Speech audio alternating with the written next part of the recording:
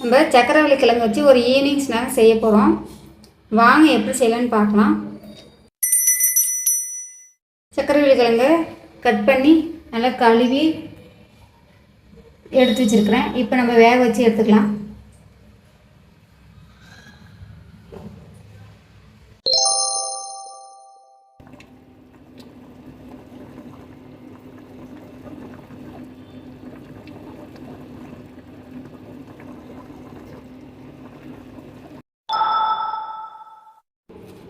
இந்த மாதிரி வெங்காயத்தை நம்ம பொடியை நறுக்கி எடுத்துக்கலாம்.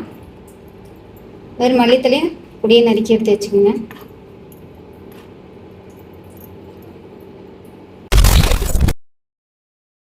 மாதிரி கிழங்கு இது மாதிரி தோல் உரித்து மசித்து எடுத்துக்கோங்க.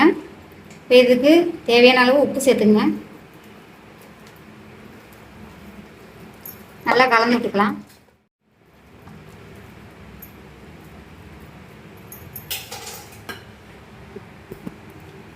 கடலை மாவு 2 ஸ்பூன், ஜீரகம் 1/4 ஸ்பூன், கரம் மசாலா 1/2 ஸ்பூன், மிளகாத்தூள் தனி மிளகாத்தூள் 1/2 ஸ்பூன் எல்லாம் சேர்த்து கலந்துக்கலாம்.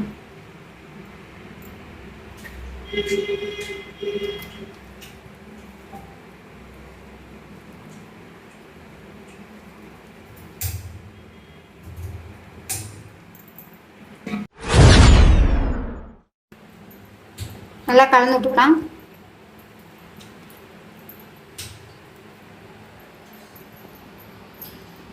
பச்சை மிளகாய் ஒரே ஒரு பச்சை மிளகாய் பொடியை நறுக்குனது, மல்லித்தலை, வெங்காயம் பொடியை நறுக்குன வெங்காயம் நல்லா கலந்து விட்டுக்கலாம்.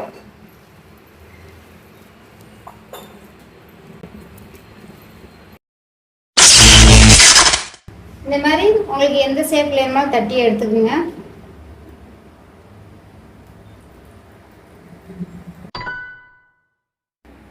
தோசை கல்லை பற்றி வச்சுக்கலாம். இது தேவையான அளவு நம்ம எண்ணெய் ஊற்றிக்கலாம்.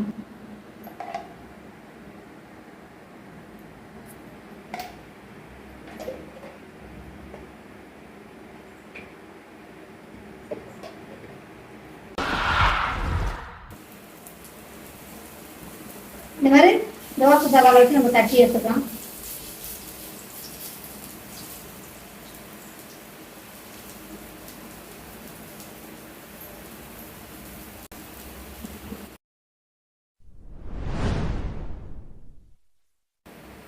இது மாதிரி எண்ணெயை ஊற்றிட்டு நம்ம தேவையான ஷேப்பில் தவால போட்டு நம்ம ஃப்ரை பண்ணி எடுத்துக்கலாம்.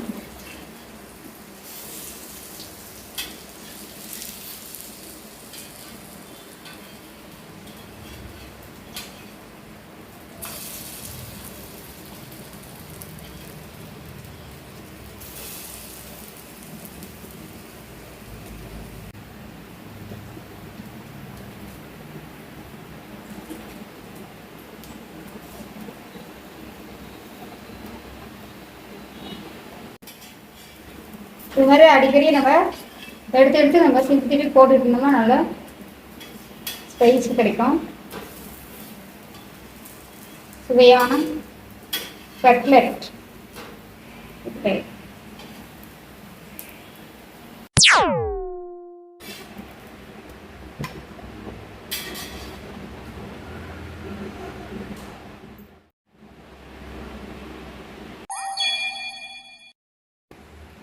சுவையான சக்கரவள்ளி கிழங்கு கட்லெட் ரெடி ஆச்சு. இப்போ நம்ம இது மேலே தக்காளி சாஸ் சேர்த்துக்கலாம்.